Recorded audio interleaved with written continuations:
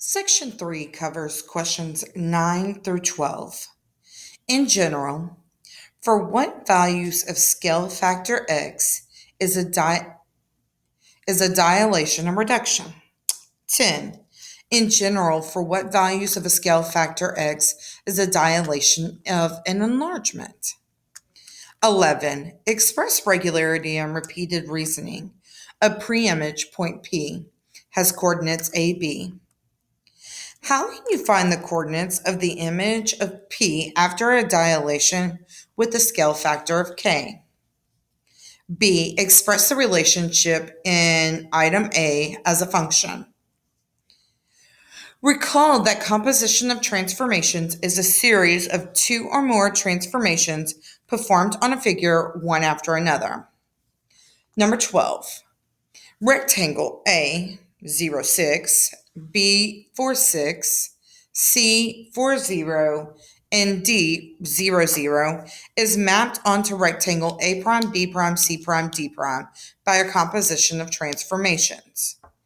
Identify the coordinates of rectangle A prime, B prime, C prime, D prime after a translation of x, y goes to x minus 4, y minus 6, followed by a dilation with a scale factor of 1/2. For these set of questions, 9 through 12, I'm going to go with another 6-minute time limit. Go ahead and pause your video now and work through questions 9 through 12. All right, let's take a look at the answers that have now been provided for 9 through 12. I said that in order for it to be considered a reduction, we have to have a value between 0 and 1. So you could have 0.5, you could have a scale factor of 1/4, you could even do a scale factor of 1/3. But somewhere between 0 and 1 will be a reduction. Anything larger than 1, for instance, 2. That means that the figure should be twice as big. Scale factor of 7.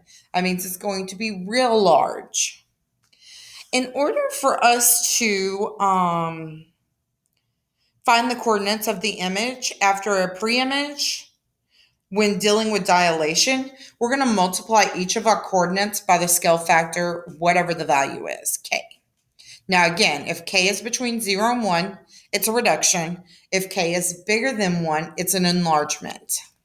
So we would simply write that as xy goes to kh, comma, ky. Now, here for question 12, I went ahead and I drew the picture over here off to the side. And if you can kind of see, my original is done in black.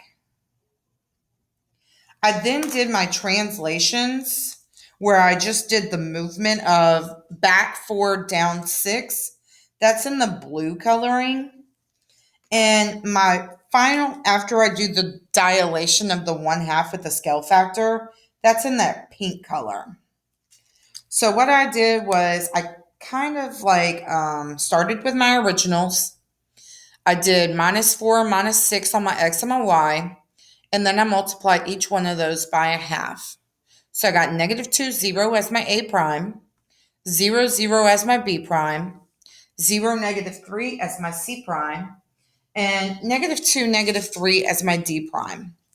On to a debriefing question.